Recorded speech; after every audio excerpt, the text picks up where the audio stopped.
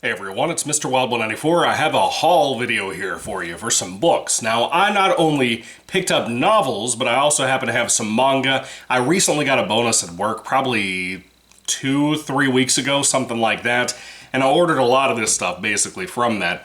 And I think I bought, like, one book in person at a store, which I don't usually do around here because we don't really have any small bookstores that actually have good stuff that's worth picking up. Anyway, I guess I'll go ahead and kick off with the novels before the manga. A lot of my recent reviews have been just for comics and manga and whatever, so forgive me if you happen to be bored by that. Maybe you can skip later in the video. I don't know. So, let's kick off with the novels, though. This one is kind of a two-parter here from one of my favorite YouTubers of all time, possibly my favorite YouTuber of all time, Razorfist. Now, if you happen to know who Razorfist is, he's kind of a political commentator, also a video game guy, and a board game guy, and a video game guy, and so many things this guy has talent for. He's genius. I love him to death. He's a heavy metal headbanger, just like myself. And he's the guy who got me into quite a few things like Solomon Kane, which I recently reviewed the entire collection from Robert E. Howard on this channel a few weeks back. Check out that review if you'd like to. I wanted to support him, and he's putting out more and more books nowadays. He has his own kind of novella pulp series, if you will, which is what I picked up here. And he's about to, I think he has possibly already released a comic thing that he's doing called Ghosts of the Badlands, which I really want to read. The art looks incredible there. Anyway, like I said, I picked up his two kind of novellas. They're not even really 100 pages long, which is perfect because, like I've said many times on this channel, books are bloated to hell nowadays because of people like Stephen King. You see things like Twilight. Twilight should have been maybe 150 pages. There's no reason it should have been 600. Anyway, The Long Moonlight, excuse me, I just went dumb. Night Vale Book 1. And then I also got Death Mask, which is the second book, which is very Dune looking. Pretty rad. I love Razorfist. Been watching him since his GameStop videos. So I've been watching him for probably about 11 years now, somewhere in there. I love that guy's content. If you love video game commentators who have a foul mouth, dude, he is the guy to go for. Razorfist, I hope you come across this video at some point. Thank you for bringing us awesome content and having the self-understanding and the self-realization that not every author has to have extremely long books because it's just not necessary. Most authors don't have the talent to pull that off, and I cannot wait to read these because I'm sure if anybody nowadays will be a writer that I will appreciate, it'll be him. This is apparently heavily inspired by one of his favorite game series of all time called Thief. I've never played Thief. I think I own maybe 1 or 2 games. I only recently bought them. They're not older games that I've had for all of my life, like a lot of movies and shit that I have laying around that I'm working through this year. But I love the guy's videos, and I recommend him highly, so, you know, hopefully these are really, really good, and hopefully you'll see some shining reviews from me here soon on the channel for these. I got a lot of books I've started already I'm trying to get through, a lot of horror stuff, but these are like pulp adventure stories, and I really hope you'll check them out, because Razorfist, if anybody, sticks up for my rights, your rights, and he doesn't just play along with the bullshit from the media, from video game journalism, morons, any of those people. He blasts everybody, including Disney, which I love. I love. Razorfist, thank you for being an OG gangsta. And yeah, so another thing that Razorfist has turned me into as a fan of pulp. Like I said, I knew I loved it from Star Wars and comics and so many things like that. But one of his favorite superheroes, heroes, whatever you'd like to call him, of the pulp age is The Shadow. And I've always wanted to check out some of the stuff. I finally found a reasonably priced reprint of A Shadow Story. This is number 3, The Master of Darkness and the Mobsman on the Spot by Maxwell Grant. I finally grabbed it. Again, about 200 pages, maybe 100 pages a piece, something like that. And I'm really excited to read it. Very short read, very nice little cover here. And for some reason, the pages are tinted blue. I don't know why. I don't know if it was like that back in the day in the reprint era or what. But I'm hoping this is going to be a good one. I've heard from Razorfist over and over again that, you know, from his podcast called The Shadowcast to just anything he's recommended from his pulp era heroism, you know, embracing video. I loved Solomon Kane so much. Robert E. Howard was a hell of a writer, and I've heard Maxwell Grant is just as good, if not better. And I've heard the Shadow Stories are classics too. I've wanted to read these really bad. Razorfist seems to recommend on the Shadowcast podcast he does here on YouTube to read these number 1 through 10 and then jump into them randomly at that point. You can read any of them at any, variation of order you'd like to. And I want to do that at some point. But I may go ahead and jump into this one anyway and kind of listen to his podcast again to fill in the blanks between 1, 2, and then actually read this one. So anyway, gonna check that out, hoping it's a really good classic, like a lot of people have recommended after I heard Razorfist say it, but he is really the cheerleader for The Shadow who really wants this to come back, and I don't know really much of anything. The only thing I knew was the serial that I watched probably 3 or 4 years ago. Before my wife and I even got married, I watched that. Moving along though, Razorfist, thank you dude, God bless you. I need a taste of coffee real quick. Yes, I'm drinking out of a purple cup, what of it? That's not purple, that's pink. That's my wife's cup. I just got some coffee and decided to load it into that. Anyway, here is a book out of the 3 books I picked up from one of my favorite writers of all time, and I talk about him all the time on this channel. I haven't reviewed many of his books, but I've talked a lot about how much I enjoy this guy, been a fan of him since I was in high school, and a particular trilogy he wrote called the Pine Deep Trilogy was recommended to me. This author's name is Jonathan Maberry. He's done so many things, not only the Pine Deep Trilogy, which is my favorite, but the Rotten Ruin, young adult, zombie, post-apocalyptic series. He's done the Joe Ledger books, he's done a lot of things, and this book I found out just recently that it actually existed, which are short stories tied to the Pine Deep Trilogy. This is Jonathan Maberry's Long Past Midnight. If you love Pine Deep Trilogy, you should get this. I never knew it existed. I knew I read some of the short stories tied to Pine Deep, and I love Pine Deep, matter of fact, but this has a lot of stuff in here. I think there's like maybe 10 stories. Let's see, 1, 2, 3, 4, 5, 6, 7, 8, 9, 10. Yeah, 10 stories in general. I think I've read 2 or 3 of these, but apparently this has everything Pine Deep-wise tied into it that is a short story, and I'm excited because it's a pretty fluffy book, if you will. Maberry is one of those writers, too, that, yeah, he can be verbose, unlike, what I was talking about a moment ago with, like, Razorfist, but unlike somebody like Stephen King, Jonathan Maberry gets to the point, he starts in the action, and he holds you to that mystery. This man can write characters like nobody's business. Anyway, it's going to be great. The next Maberry book I picked up that I just hinted at a moment ago is actually edited with George Romero himself. It's called Nights of the Living Dead. And this is a short story collection from a lot of people that you probably know in the horror community. Maberry apparently wrote one, Chuck Wendig, Brian Keene, my boy, Kerry Ryan, Craig E. Engler, I don't know who that is, David J. Show, I think that name sounds familiar, David Wellington, George Romero wrote a short in here, Isaac Marion, Jay Bonansinga, I'm sorry, dude, Joe R. Lansdale, who I haven't read anything from, but I've heard a billion things about this guy. He sounds really cool. I think I've actually read a short story or 2 of his. I could be wrong. John A. Rousseau, of course, in case you don't know, he is one of the co-creators and co-writers with Romero on Night of the Living Dead and also Return of the Living Dead. I actually have a book somewhere on my shelf around here that you can't see right now that has both of those stories written out by John A. Rousseau, and I'm going to plan on reviewing those at some point too. Maybe not this year, but maybe at some point. John Skipp, Jonathan Maberry, like I said, Max Brallier. Isn't that the guy who wrote World War Z? I don't know. I haven't read that book. I really want to, though. Mike Carey, Mira Grant, Neil and Brendan Shusterman. I've heard that name too, those 2 names before. Keith R. A. DeCandido. DeCandido? I don't know. And Ryan Brown. Anyway, pretty solid, lengthy book. I'm assuming all of these stories in the course of a 350-page book are probably between 20 and 25 pages apiece. I am so stoked to read this. I can't wait. I love when zombies are done well, and I love when Maberry is tied into anything. I loved other books that he's edited of short stories, like Limbus Inc. If you haven't read a Maberry book, this might not be the best place to start, but if you love Romero and you love his zombie world of things like Dawn of the Dead, Day of the Dead, Night of the Living Dead, if you love all of that stuff, pick this up. I'm sure it's going to be good. There's a lot of Romero tied to books that I need to review. I have the big one, like the 700-page book that he wrote with a guy named Daniel something. No offense to Daniel something, but I know he's apparently popular too in the horror community to some extent, but it was the final book that Romero was writing and he died before he could finish it. I have that hardcover down here, I just haven't gotten to it yet.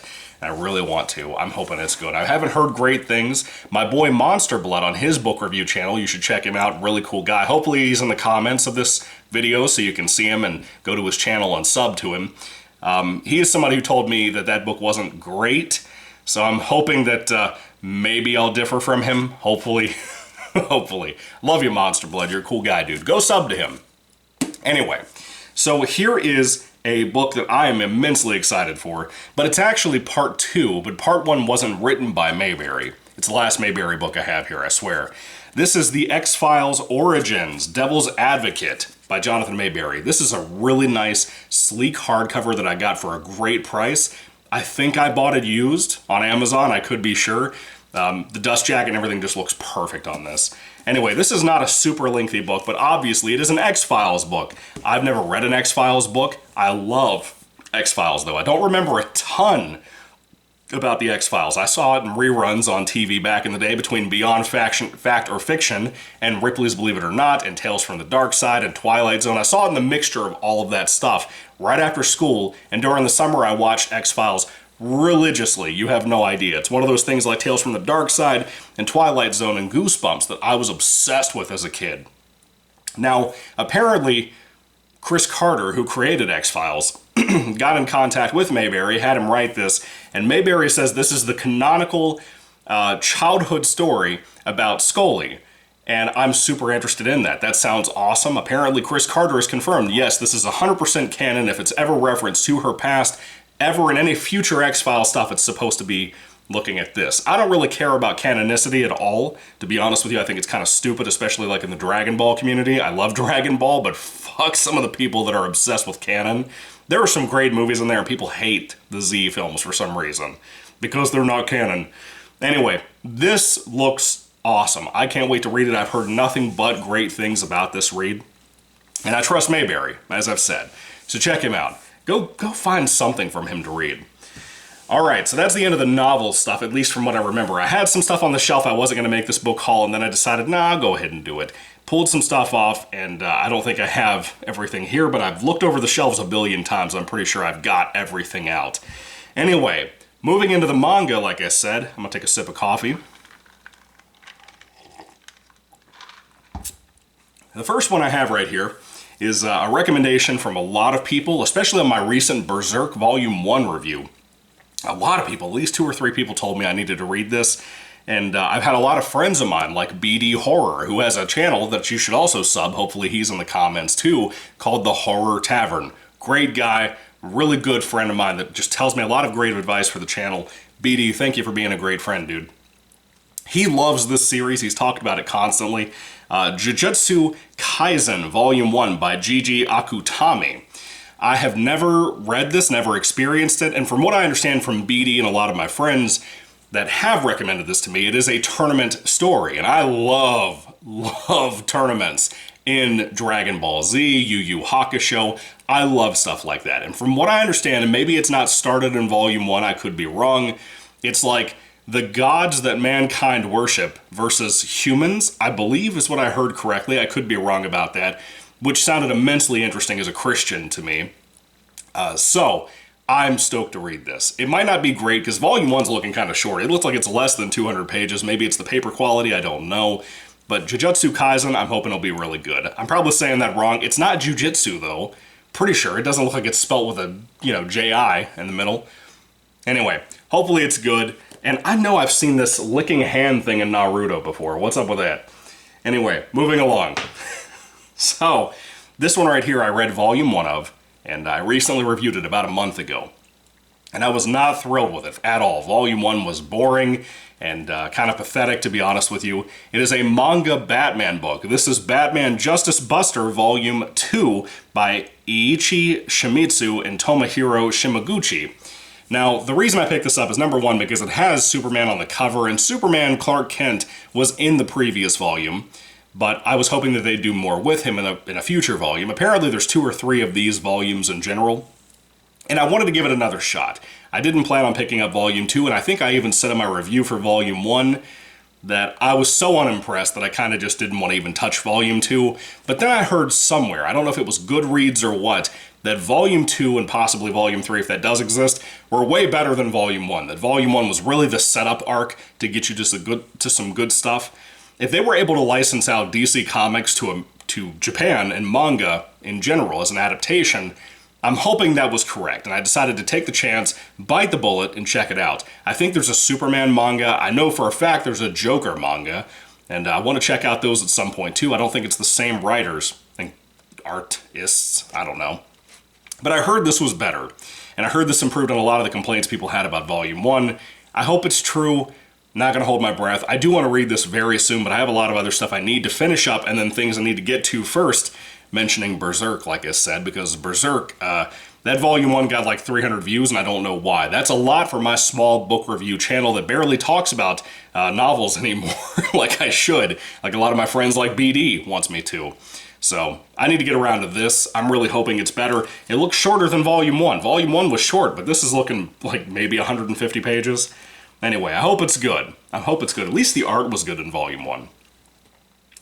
And then moving along to the next two pickups I got. It's part of a series, obviously. Berserk Volume 2 and 3 by Kentaro Miura. Sorry. Now, I have a complaint here. This book looks legit with the cover art and stuff. It's kind of basic, but it looks cool. And this cover looks kind of weird. I don't know if you can see it on camera or not, but it looks kind of hazy and foggy. And usually, from what I understand as a Goosebumps collector, that means this is a low-budget, foreign, bootleg print. Maybe I'm wrong, maybe I'm right, I don't know. Maybe something happened with the quality of the picture art, whatever, for the cover. If yours looks weird and foggy like this, let me know. But I don't think it's supposed to look like that. It looks pale. Even the back of the book looks kind of pale. You can't see it, I'm looking at the camera right now, but it looks kind of pale when I look at the actual printing. It doesn't feel like a different, like, hard cardboard cover like some of my Goosebumps bootlegs have. But it feels the same as this part 2, that I'm pretty sure this is legit. Maybe this one was sitting out in the sun or something when I bought it, or by a window, I don't know. Anyway, Volume 2 and Volume 3, pretty solid-sized manga volumes, probably about 220, 30 pages, something like that, I assume. Why am I telling you that? Who cares? Volume 1 was really, really good. I've heard constantly, like I said, that was one of the most popular reviews I've done on this channel, aside from the original version of Stephen King's The Stand and Swan Song by Robert McCammon.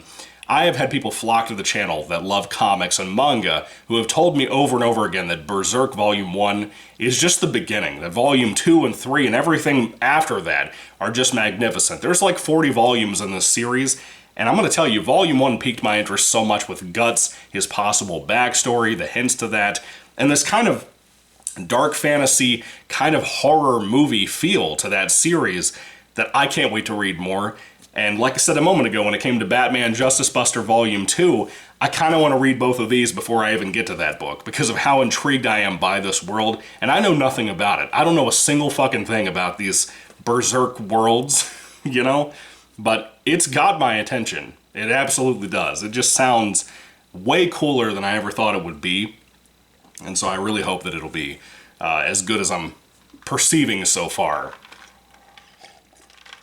So for you poor folks out there who love Berserk and have been waiting for me to get to Volume 2, I was waiting for my bonus. I had a lot of other stuff I had to get, like just a lot of personal stuff around the house and whatever my wife and I had to buy.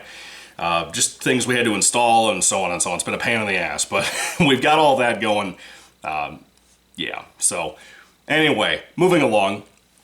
The next thing I picked up here, I think, are the final 2 volumes of this series that I started a while back, around the time I picked up Batman Justice Buster and Spider-Man Fake Red.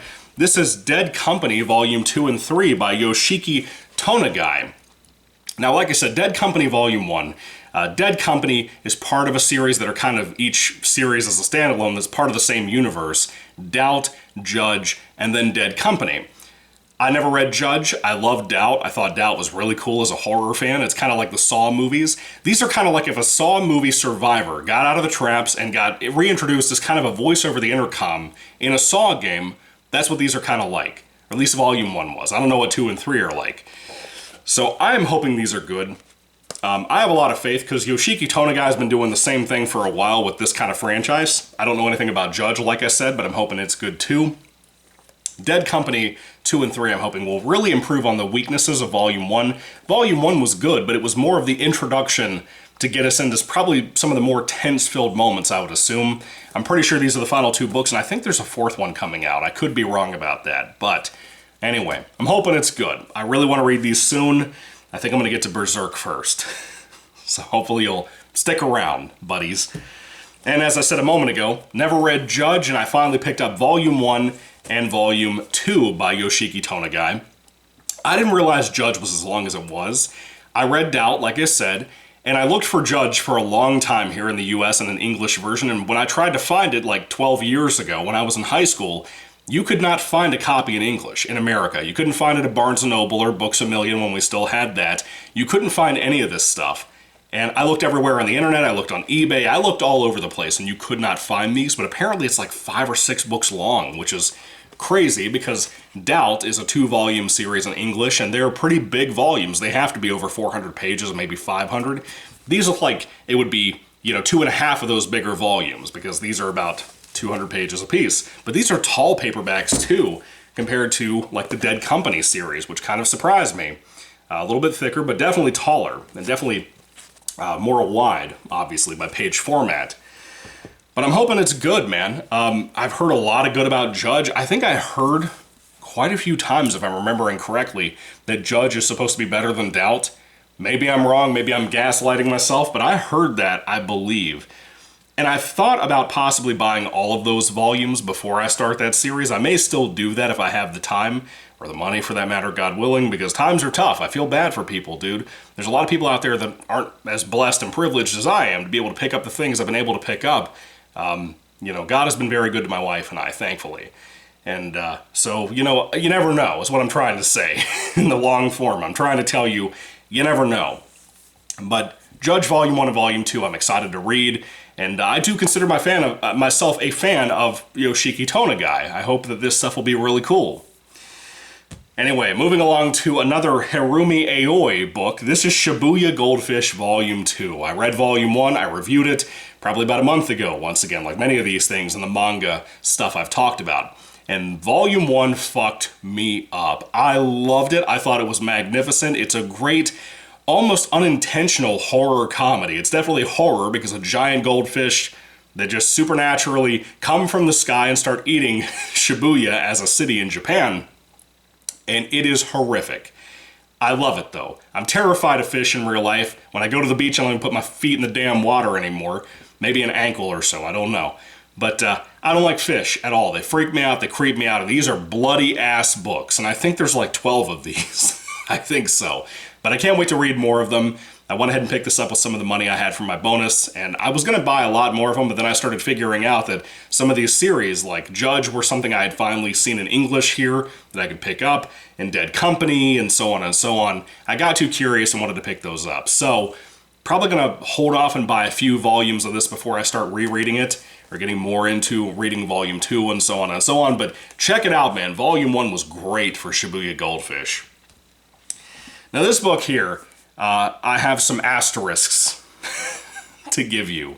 Pokemon Adventures, Volume 1, Collector's Edition, it says. I don't know why, but it says it is. By Hidenori Kusaka, and the art is done by Meito.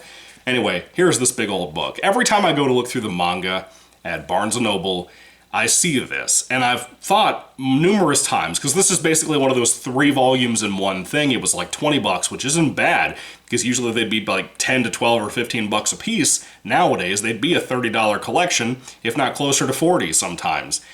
This is like 3 of these volumes in one. It's a big old book, about 600 pages. It's a big old book.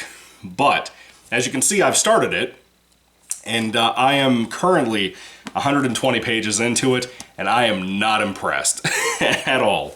There's some things I need to give you as the small asterisk to this book here, and I will restate these things in my review. I don't know how soon I'll be able to get through this, because I am just not motivated to read it. I don't know if I'm going to keep this in my collection, because I am just not digging it, unless it improves significantly, which technically by pacing, I'm almost 1 volume in. Maybe I'm being unfair, I don't know. I made it 1 volume into Attack on Titan like 10 years ago and hated that shit. So maybe it's a problem with me, I don't know. Maybe I'm being unfair. But Pokemon Adventures Volume 1 is so childish. It is so much more for kids. Apparently, it was based on the games that came out before it, before there was a show, an anime. And I love the show quite a bit. It's what I grew up on. I love the video games, because I grew up on those too quite a bit. This is so different, but so similar to the show in a very strange way. Not too far in, Misty shows up, then Brock is there. I think Brock is actually there before Misty, matter of fact. Our main character's not named Ash. It's not fair to say he should be, because Ash was in the show, and I think that came out after this, obviously, or was made by a different team or something. This character, right here on the front with Pikachu, is named Red. Yeah. His villain, antagonist, whatever, is named, not Gary, Blue. So you got Red versus Blue. Yeah. Not bad. Just very childish. This is more for very young children. So I want to make it very clear, I did not know that going in. My non-interest with this is not because of the writer, it's not because of the artist. The art itself is not bad, but when I see the things like the hands and the character models, they're clearly made for children. It's like, think back in the day when you had like Peter Porker, the Amazing Spider-Ham, if you ever read that. You probably saw him in the Into the Spider-Verse movie, but there were comics back in the day based on Spider-Ham, and he was funny. I like those comics, matter of fact. There was the Bunny Hulk. I think it was just called the Incredible Bulk or something like that. There were things like that once upon a time, and that's fine. And I enjoy those because I love the art in those books, and I think they're really fun and kind of like Looney Tunes-esque. This is just not really funny. It's not really funny to me, at least, because I'm an adult. This is very much for like 5- and 6-year-olds. If you want to get your kids into comics for the first time ever, give them this. Maybe you don't need to give them Dragon Ball if you worry about some of the more adult things and violent things in Dragon Ball. Give them something like this. This is very much a better book for kids. Maybe I'll hold on to it for my kids someday. I don't know. Maybe that's a stupid thing to do, but maybe I will. This would totally get kids into reading. If they love Pokemon, this is definitely something you could introduce Pokemon to them or enhance their love for Pokemon with. It's not bad. I just don't like it. You know what I mean? It's not poorly made in quality. It's just, as an adult, I don't see anything I can really appreciate so far in this. I don't know if it gets better. I think there's like 2 or 3 or 4 volumes of these collector's editions, big old 600-page books. But I don't know, man. I'm just not digging this book. Look at the art, man. It just, something feels so off about it because of how childish, again, it is. And I hate to keep saying that because you're talking to the guy who has a shit ton of Goosebumps books behind him. But still, it doesn't, I don't know. It's not for me. It's not made for me, so that's fair. I think it's a fair complaint on my side and a fair defense on their side and for defenders of Pokemon. Not an insult, just not for me, to be honest. But not a bad book, just super disappointing. I don't even know if it'd be fair for me to rate this on the mindset that I usually review things on this channel, so I don't really know what to think, to be honest with you. This is a thing that really didn't have anything to go off of. I don't know how much the anime is based on retelling this book, but maybe it was, maybe it wasn't. For me, the show improved on everything from this book. That's what I want to tell you. The show is the best version of this story, because it seems fairly similar. Character gets Pikachu at one point, so on and so on. There's little weird things I notice about this, like the Pokeballs, for example, have basically see-through tops where you can see the Pokemon inside just looking at the main character, like, why are you looking at me? Stuff like that. And it's, I don't know, it just, the whole thing is goofy. I just don't, it's too childish. And childish is not an insult, it's just an observation, you know, like I said. So anyway, that's my thoughts on the Pokemon Adventures book so far. I'm going to drag my feet as I read through this. I'm going to struggle my ass through this book. I want to finish it soon because there's all of these other awesome manga books I want to get to so soon, and it's killing me. So anyway, look for a review for that very soon, hopefully very soon. I'm trying to even take it to work for me at lunchtime so I can try to get through it as fast as possible, and then I forget I have it in the car. So, anyway, Pokemon Adventures Volume 1, what do you think about it? What do you think about all these books? The Jonathan Mayberry books, the Razor Fist books, and their channels too, and all of these awesome manga pickups that I got. I'm really in a comic book mood recently, so you're going to see a lot of reviews for that too, but I'm trying to like read a couple of volumes or books or collections or whatever of comics and then read a novel. That's kind of the path I want to go on for this channel, because this year my big focus in my free time at home is to really focus on my game collection and my movie collection to try to get that backlog out of the door, just because there's a lot of stuff I picked up over the years that I just haven't watched yet or played yet that I picked up last year. So I'm trying to do that, like I've told you guys a billion times, and the manga and comics will fly by faster than a novel will. So if I take little breaks, if you don't see me for like a couple of weeks, you'll know why. Just forgive me for it. I haven't abandoned you, I promise. I'm here for you. So anyway, thank you all for watching, guys. What did you pick up recently with your checks, or this last week, or last week before that? I don't know. Let me know everything you picked up and your thoughts on all the stuff I grabbed. And it's going to be a while till I do another book haul because I have so much stuff here to work through. Probably going to stick with focusing on movies, to be honest right now. Anyway, thank you all for watching, guys. I'd love to hear everything you have to say down in the comments section down below. Thank you again. God bless you all, and goodbye.